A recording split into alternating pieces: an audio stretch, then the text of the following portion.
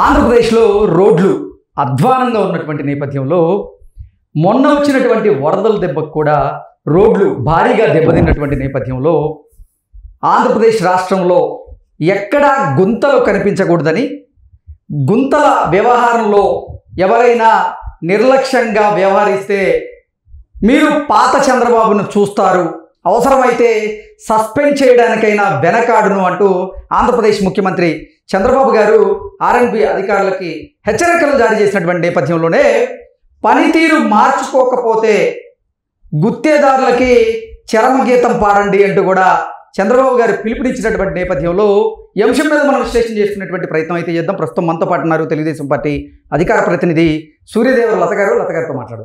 లత గారు నమస్తే అండి. నమస్తే. ఆంధ్రప్రదేశ్లో రోడ్ల పరిస్థితి అధ్వానంగా మారింది. మొన్న వరదల దెబ్బకు కూడా కొంతమేర రోడ్లు బలంగా దెబ్బతిన్నటువంటి నేపథ్యంలోనే ఆంధ్రప్రదేశ్ రాష్ట్రంలో ఎక్కడా గుంతలు కనిపించకూడదు, 2 నెలల్లో ఈ గుంతలన్నింటినీ కూడా పూర్తి చేసేయాలి, మీరు ఈ గుంతల వ్యవహారంలో నిర్లక్ష్యంగా వ్యవహరిస్తే మీరు పాత చంద్రబాబు నాయుడిని చూస్తారు, అవసరమైతే సస్పెండ్ కూడా చేస్తాను అంటూ అధికారులకి చంద్రబాబు గారు ఆదేశాలు జారీ చేశారు. వారిని హెచ్చరించారు. పనితీరు మార్చుకోకపోతే గుత్తేదారులకు చరమగీతం పాడండి అంటూ కూడా ఆయన ఆదేశాలు జారీ చేసినటువంటి నేపథ్యంలో ఏంటి అసలు ఆర్ఎండ్బిలో ప్రక్షాళన చేసేందుకు ప్రయత్నం చేస్తున్నారా చంద్రబాబు గారు? అందులో భాగంగానే ఇటువంటి హెచ్చరికలు జారీ చేశారా అంటే ఏం చెప్తారు? అంటే గత 5 ఏళ్లుగా కూడా ఆర్ఎంబి వాళ్ళు ఎక్కడా కూడా పనిచేసిన దాఖలాలు అయితే కనపడటం లేదు. ఎందుకంటే ఎప్పుడైతే జగన్మోహన్ రెడ్డి అధికారంలోకి వచ్చాడో అప్పటి నుంచి కూడా, అంటే గతంలో చంద్రబాబు నాయుడు గారు చేసిన వర్కుల వరకే అట్లా పని, అంటే అప్పటి వరకు ఆయన రోడ్లన్నీ వేయించడం అది వరకు ఉన్నాయి కాబట్టి అది ఎట్లాగో 1 year 1.5 year వరకు అది నడుస్తాయి.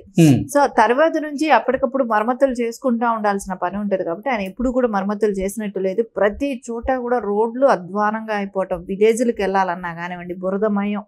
అంటే గతంలో చూస్తే విలేజ్ స్థాయిలో కూడా మొత్తం తార్ రోడ్లు ఉంటాం, సిమెంట్ రోడ్లు ఉండేవి.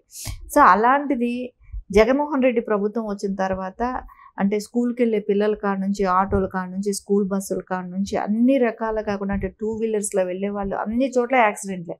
ఎందుకంటే రోడ్లు సరిగా లేకపోవడంతో. అంటే చూసాం మనం పెద్ద పెద్ద వెహికల్స్ అన్నీ కూడా, అన్ని లారీలు లాంటి వెహికల్స్ అన్నా కూడా గుంతలో దిగిపోవటం, అవి లేవ. జగన్మోహన్ రెడ్డి పాలనలో 7,087 కిలోమీటర్ల మేర రహదారులకి మరమ్మతులు అవసరమైనప్పటికీ ఆయన ఆ మరమ్మతులు చేసినటువంటి దాఖలాలు అయితే లేవు.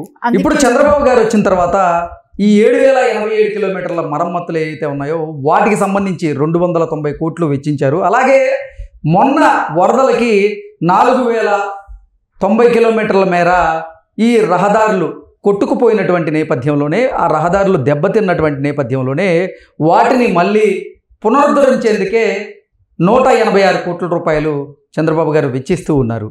ఏంటి అసలు అంటే ఇప్పుడైనా సరే రోడ్ల పరిస్థితి మారేటువంటి అవకాశం ఉందా? ఒకవేళ నిజంగా ఈ వ్యవహారంలో కనుక అధికారులు నిర్లక్ష్యంగా వ్యవహరిస్తే చంద్రబాబు గారు చెప్పింది చేసి చూపిస్తారా? వారి మీద వెయిట్ వేసి చూపిస్తారా అంటే ఏం చెప్తారు? అంటే ఇప్పుడు ఖజానాలో ఎలాంటి రవాణా వ్యవస్థకు సంబంధించి కానీ ఎక్కడా కూడా నిధులు లేకుండా ఎంటీ చేసి పెట్టడం జగన్మోహన్ రెడ్డి చేశాడు. కానీ ఇప్పుడు చంద్రబాబు నాయుడు గుంతల కోసమే కానివ్వండి, గుంతలు పడ్డ రోడ్లు మరమ్మతులు బాగు చేయడానికి 290 కోట్లే కానివ్వండి, ఈ వరద టైంలో మొత్తం రోడ్లు డ్యామేజ్ అయిన చోటకే కానివ్వండి 186 కోట్లు కానీ కేటాయించడం జరిగింది. వీటిల్లో కూడా అంటే ఇప్పుడు ఇవి కేటాయించినా కూడా గతంలో స్వామి భక్తి చాటుకోవడానికి జగన్మోహన్ రెడ్డి అనుచరులు ఇంకా కూడా ఉంటారు కాబట్టి వాళ్ళైతే పని, అంటే చంద్రబాబు నాయుడు గారు అందుకే అంత గట్టిగా వార్నింగ్ ఇవ్వటం జరిగింది. మీరు కానీ చేయకపోతే, వర్కులు సరిగా చేయకపోతే, సహాయక చర్యలు కానీ ఏవి సరిగా చేయకపోతే మీలాంటి వాళ్ళ మీద నేను గతంలో ఉన్న చంద్రబాబు నాయుడు గారిని చూస్తారు అని అన్నారు. అంటే ఆయన పని అనేటట్టు అందరూ అంటారు పని రాక్షసుడు అని నారా చంద్రబాబు నాయుడు గారిని. ఆయన అలా ఉండబట్టే మనం గత 15 రోజులుగా మనం 10 రోజులుగా చూస్తున్నాం. సో ఎంత విజయవాడలో డే అండ్ నైట్ నిద్రాహారాలు మాని ఆయన ఎంత పని చేశారు. అలాంటి ఆయనతో కూడా పని చేయటానికి అలాంటి కేడర్ పనిచేస్తుంది. కానీ ప్రభుత్వ యంత్రాంగానికి ఏంటంటే వాళ్ళకి ఎలా అనిపిస్తుంది అంటే 8 hours పనిచేసాం కదా, సో మన పని అయిపోయింది, మన డ్యూటీ టైం అయిపోయింది అని అనుకున్నారు. కానీ ఇలాంటి విపత్తు టైంలో సో ముఖ్యమంత్రి గారికైనా కూడా అంతే టైం ఉంటుంది, 8 hours. కానీ ఆయన పనిచేస్తున్నారు కదా, డే అండ్ నైట్ వచ్చి తిరుగుతున్నారు కదా ప్రజల కోసం. ప్రజలకు అంటే వాళ్ళ దగ్గర ఇండ్ల దగ్గర వరకు కూడా ఆయన బోట్లలో వెళ్ళి వాళ్ళకి ఆహారమే కానివ్వండి, ఏం అవసరాలు ఉన్నాయో అవన్నీ తీర్చాలనే ఎందుకంటే ఆయన అక్కడి వరకు వెళ్తే యంత్రాంగం అంతా పనిచేస్తుందనే ఒకదానితో ఆయన రావటం జరుగుతుంది. కానీ అలాంటప్పుడు యంత్రాంగం పడుకుంటే సో ఆయన వెళ్ళిన దానికి ఒక యూజ్ ఏంటి? ఆయన అక్కడ వరకు నేను వెళ్తే అందరూ పనిచేస్తారు అనుకొని ఆయన బయట వచ్చినప్పుడు కొంతమంది, అంటే అందరినీ అనటానికి లేదు, కొంతమంది చేస్తున్నది. అది ఎందుకు జరుగుతుంది అంటే జగన్మోహన్ రెడ్డి గారి హయాంలో ఆయన స్వామి భక్తి చాటుకున్న వాళ్ళు ఇంకా కూడా ఉన్నారు కాబట్టి అధికారులు. సో వాళ్ళు ఏంటంటే ఇప్పుడు చంద్రబాబు నాయుడు గారికి మనం పని చేస్తే ఆయనకి ఇంకా ఎక్కడ మంచి పేరు వస్తుంది. ఆయనకి పేరు వచ్చేదానికి ఆల్రెడీ వచ్చేసింది, ఆయనకేం మీరు కొత్తగా పేరు తీసుకురావాల్సిన అవసరం లేదు. ఇప్పుడు ప్రజల కోసం పనిచేయండి, ప్రజలు ఇబ్బందులు పడుతున్నారు, ప్రజల కోసం పనిచేయటం కోసమే ఆయన పిలుపునిచ్చారు.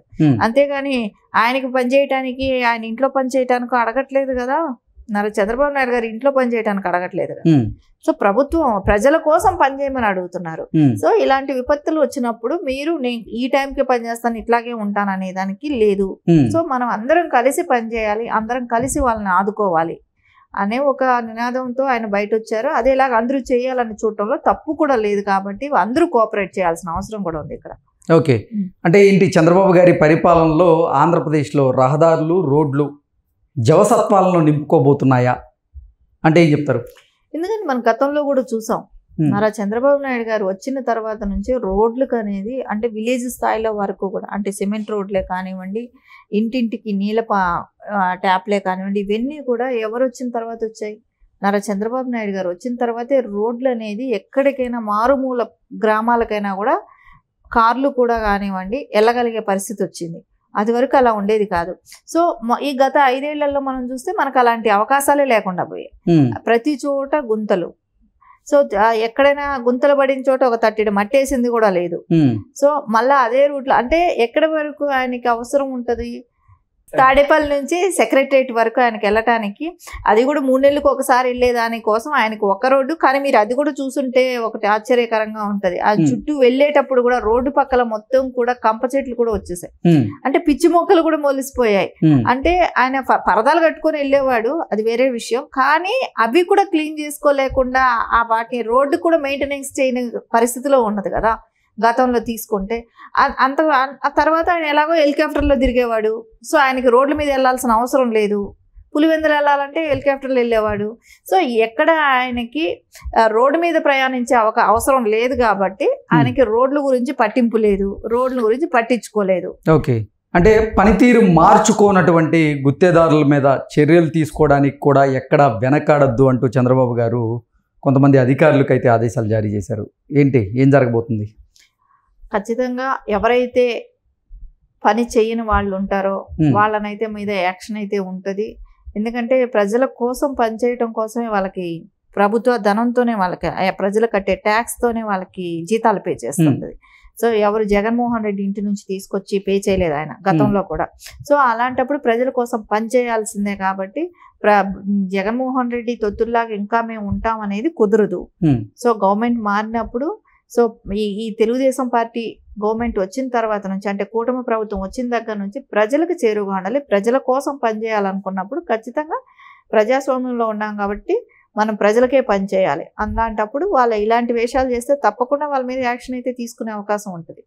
ఓకే అండి, thank you so much. Thank you.